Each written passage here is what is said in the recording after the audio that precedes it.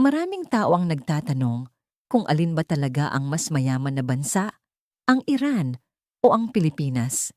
Sa unang tingin parang malayo ang dalawang bansa dahil nasa Middle East ang Iran habang nasa Southeast Asia naman ang Pilipinas.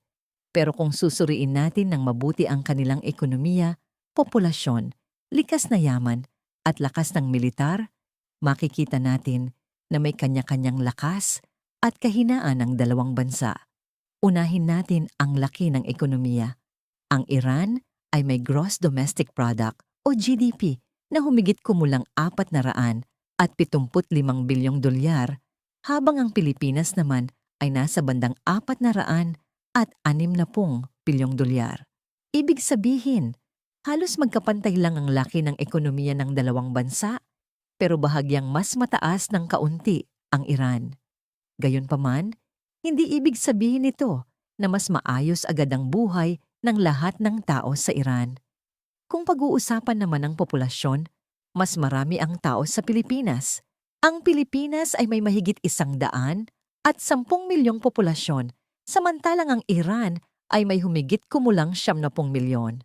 Dahil dito, kapag hinati ang yaman ng bansa sa dami ng tao, nagiging mahalagang sukatan ang tinatawag na income per person. Sa bahaging ito, bahagyang mas mataas ang average income sa Iran kaysa sa Pilipinas. Pero may isang napakalaking pagkakaiba ang dalawang bansa pagdating sa likas na yaman. Ang Iran ay isa sa mga bansang may pinakamalaking reserba ng langis at natural gas sa buong mundo.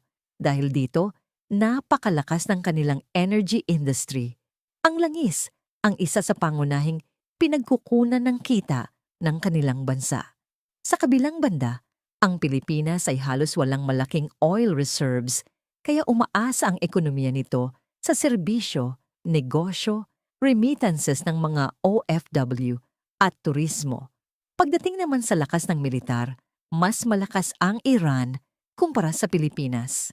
Ang Iran ay may daan-daang libong sundalo at kilala sa kanilang missile technology at military equipment.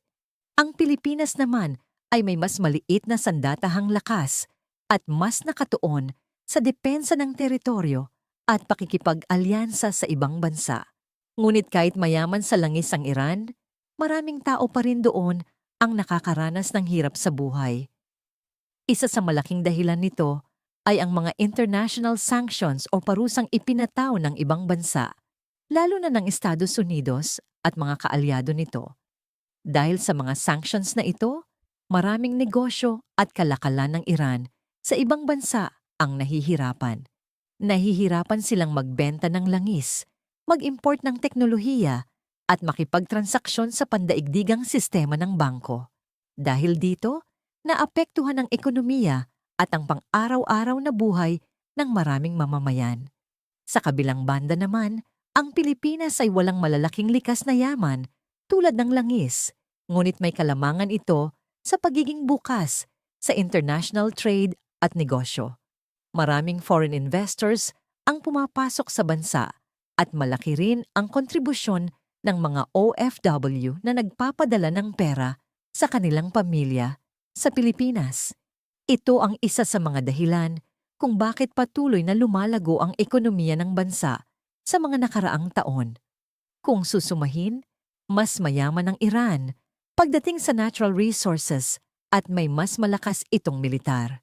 Ngunit ang Pilipinas naman ay may mas mabilis na paglago ng ekonomiya at mas aktibo sa pandaigdigang kalakalan.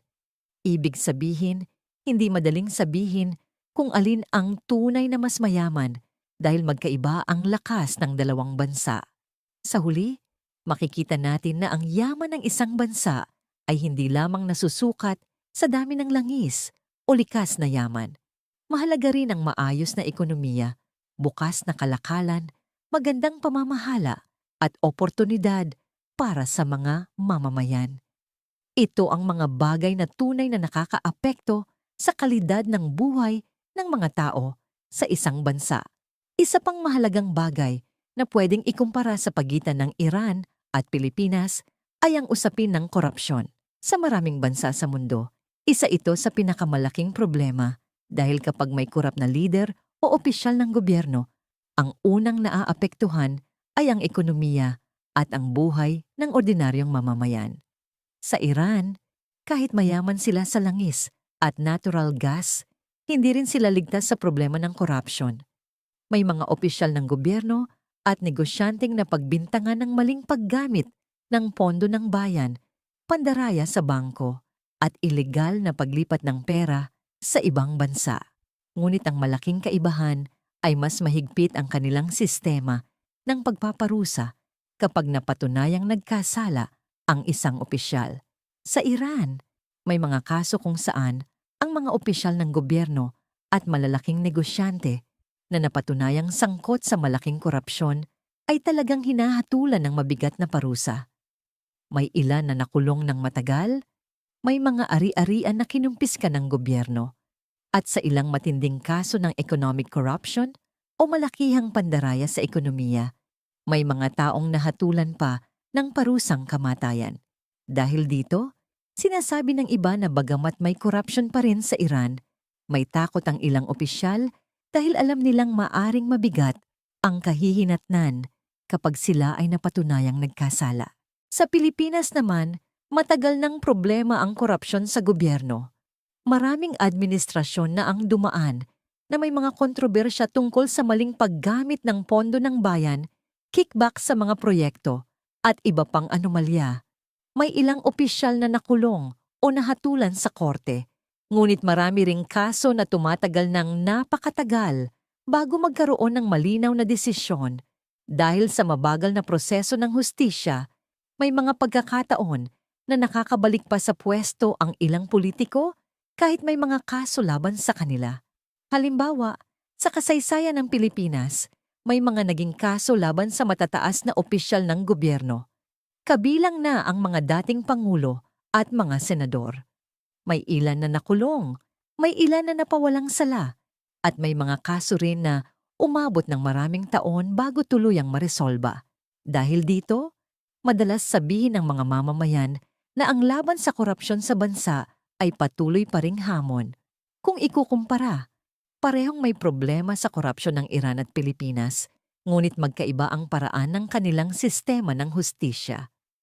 Sa Iran, mas mabilis at mas mabigat ang parusa kapag napatunayang may malaking kasalanan sa ekonomiya ng bansa.